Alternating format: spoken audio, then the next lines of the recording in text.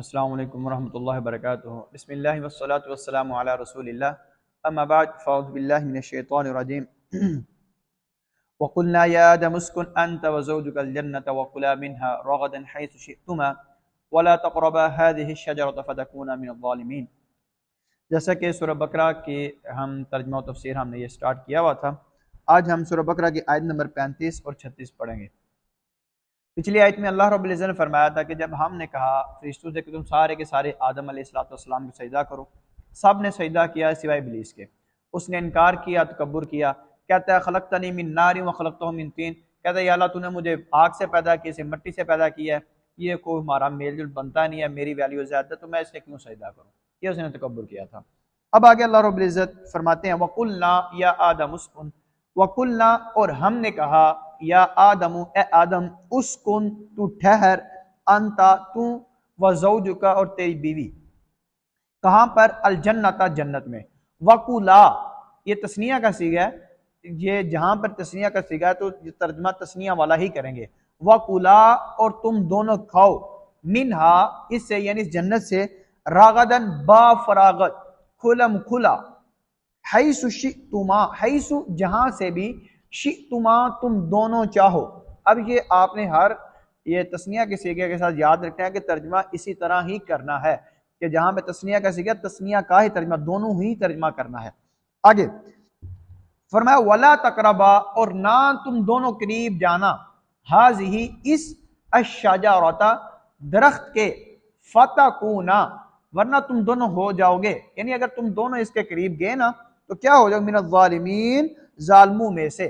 اب یہاں دیکھیے اللہ رب العزت اس پوری آیت میں یہ بیان فرما رہے ہیں، کہہ رہے ہیں اے آدم تم اور تمہاری جو وائف ہے، تمہاری جو بیوی ہے، اس جنت میں سٹے کیجئے، یہیں پہ رہیے، اور جہاں سے آپ دونوں کا دل چاہتا ہے، جی چاہتا ہے، کھائیے پیئے، اور ایسا کہ راغدن کھلم کھلا کھائیے، کوئی روک ٹوک نہیں، جتنا چاہیں کھائیں، لیکن ایک درخت ایسا ہے وَلَا تَقْرَبَا هَذِهِ الشَّجَرَةَ اس درخت کے قریب نہیں جانا۔ اب اس درخت کے متعلق کئی نام دیے گئے، کچھ کہتے ہیں گندم کے، لیکن اس کا جب نام مخصوص نہیں کیا گیا تو ہم صرف اس کا ترجمہ صرف درخت نہیں کریں گے، اب مینشن نہیں کریں گے یہ کون سا درخت ہے، ٹھیک ہے؟ اللہ تعالیٰ نے مخصوص کر کے اس درخت کے آپ نے قریب نہیں جانا، اور تم پوری جنت میں جہاں سے تم دونوں چاہو کھاؤ پیو، اگر تم گئے تو تم دونوں ظالموں میں سے ہو جاؤ گے۔ پھر ہوا کیا؟ فَأَزَلَّهُمَا پھر بہکایا ان دونوں کو، فَأَزَلَّ پھر بہکایا ہما ان دونوں کو، کس کو؟ آدم اور ماں حوا علیہ السلام کو۔ کس نے بہکایا؟ الشیطان شیطان، شیطان فاعل ہے یہاں پر، انہا اس سے، فَأَخْرَجَهُمَا پھر اخرجا نکلوا دیا، ہما ان دونوں کو، مما اس سے، کانا وہ دونوں تھے، فیہ جس میں۔ اب اس ٹکڑے کا یوں ترجمہ ہوگا کہ جب اللہ تعالیٰ نے منع کیا تو اس درخت کے قریب نہیں جانا، پھر ان دونوں کو شیطان نے بہکا دیا، پھسلا دیا، ٹھیک ہے؟ تو وہ دونوں اس درخت کے قریب چلے گئے۔ پھر کیا؟ جب اس درخت کے قریب چلے گئے، فَأَخْرَجَهُمَا مِمَّا كَانَ فِيهِ تو جس جنت میں موجود تھے، شیطان نے ان دونوں کو وہاں سے نکلوا دیا، کیونکہ انہوں نے اللہ کی نافرمانی کر لی تھی اور شیطان کی بات کو مان لیا تھا۔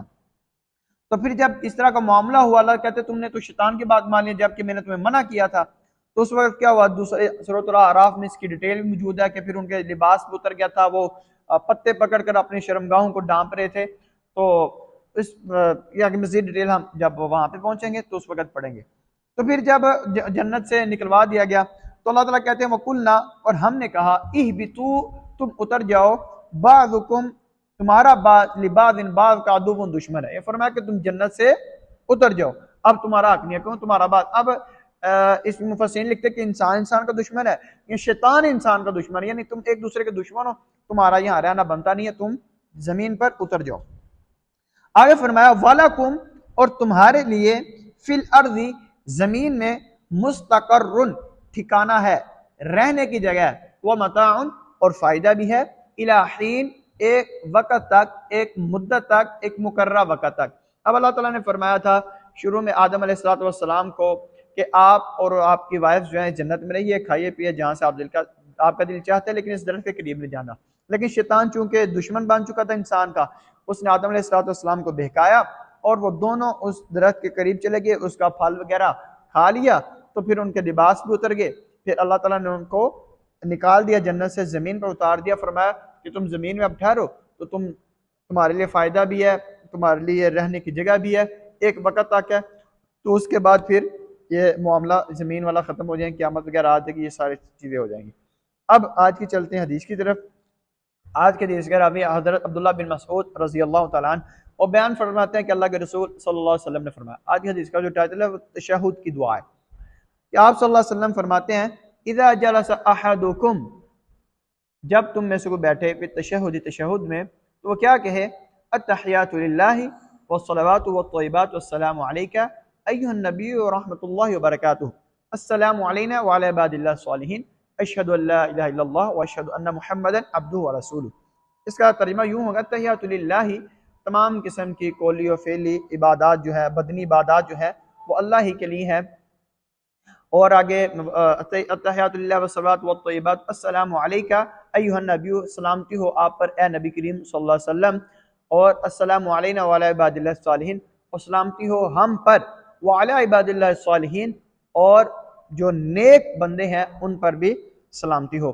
اشہد ان لا الہ الا اللہ، میں گواہی دیتا ہوں کہ اللہ کے علاوہ کوئی معبود نہیں ہے، واشہد ان محمدا عبدہ ورسولہ، اور محمد صلی اللہ علیہ وسلم، میں یہ گواہی دیتا ہوں کہ محمد صلی اللہ علیہ وسلم اللہ کے بندے اور اس کے رسول ہیں۔